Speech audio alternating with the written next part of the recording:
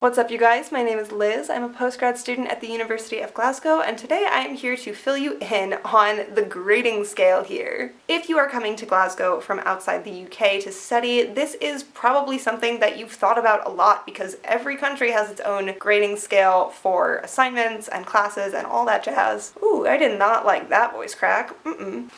Let's hydrate real quick. Phenomenal. Okay. Great. Anyway, grading scales. If you're coming from outside the UK, which, if American, I did, you've probably thought about the grading scale differences and just translating in your own brain for your own sanity what the grades mean here. And so for my fellow Americans, I am here to explain that to you, but also if you're coming to Glasgow Uni from inside the UK, I'm going to tell you a secret, and that is no one knows what's going on here. Nobody knows.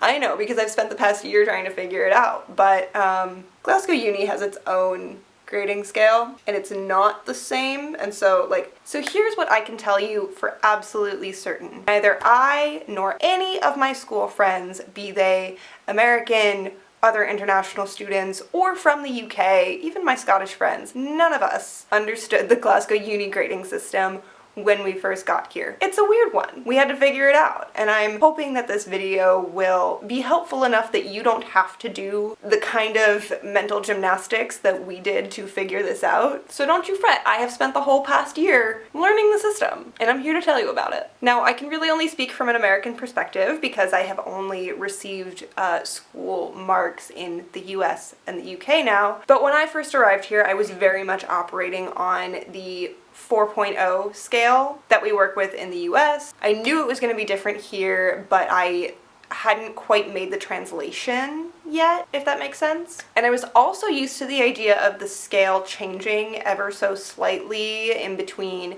institutions, but also between departments and even classes within those institutions. Like at my undergrad, I had different classes in the same department in the same institution where a 4.0 could be a different percentage point. Like sometimes it was a 95, sometimes it was a 97, sometimes you really had to be completely 100% perfect on your assignments in order to achieve a 4.0. But regardless of that changeability, the typical 4.0 grading system does not translate directly into UK grading. In general, percentage marks given out in the UK are lower than those given out in the US. So when I first arrived, I was very used to the idea of a passing grade being a 64 or 65 and above. Anything above a 64 was a passing grade. Anything below a 65 and you were failing. My UK friends were absolutely appalled by this idea because here, a 64 is decent.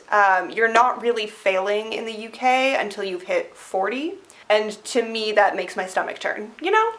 So a failing grade here is a 40, and pretty much anything above a 70 across the UK in general denotes an A, which fully blew my mind at first. Now, I want to be clear, this does not mean you will have an easier time getting A grades here in the UK than you would in the US. You do have to put in the same kind of effort. I wouldn't say, in my experience, it's been easier or harder between the two grading systems. It's just a different conceptualization of what qualifies as excellent work. Like a completely different ideology about what constitutes a high mark in general. Here at Glasgow Uni, things are done a little bit differently. You're not necessarily going to get an A grade with a 70%. Glasgow Uni does have its own grading scale, and once I had kind of figured out the translation between US and UK, I then had to go and make the translation to Glasgow Uni because no one knew what was going on. Basically here,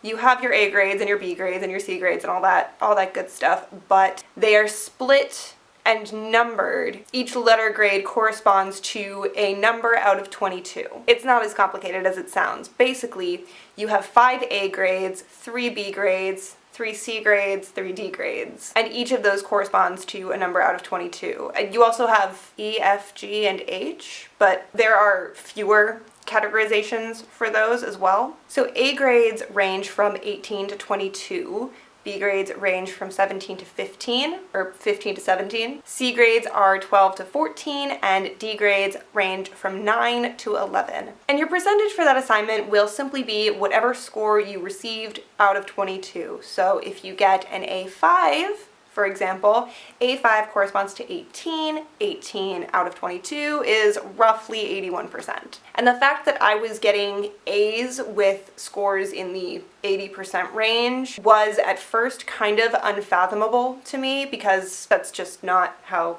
it works in the US. It's just a different grading scale. Like I said though, just because you're scoring technically an A grade with a lower percentage mark here than you would in the US does not mean that the coursework is any less rigorous or that the grading system is harder or easier. It doesn't mean you're gonna have an easier time here achieving A's than you would in the States. All it means is that it's just a different idea of how good work should be recognized. That's the thing. It's not even a different idea of what good work is, because the same assignment in two different countries could receive an A just at different percentage marks. It's still an A. It's just a different idea of how we recognize and give credit for good work. And it's something that you do kind of have to train yourself to think about. I didn't really expect to have to change my thought processes. I knew I was going to have to do the grade translation, but I didn't expect to have to do that whole rewriting of my own thought processes around a grading scale. And that is probably why it did take me a full year to figure this whole thing out. But now that I have, I'm really, really happy to be able to impart my knowledge onto you so that you don't have to do the work that I did. I hope this video has been helpful. Thank you guys so much for watching, and I'll catch you in the next one. Bye!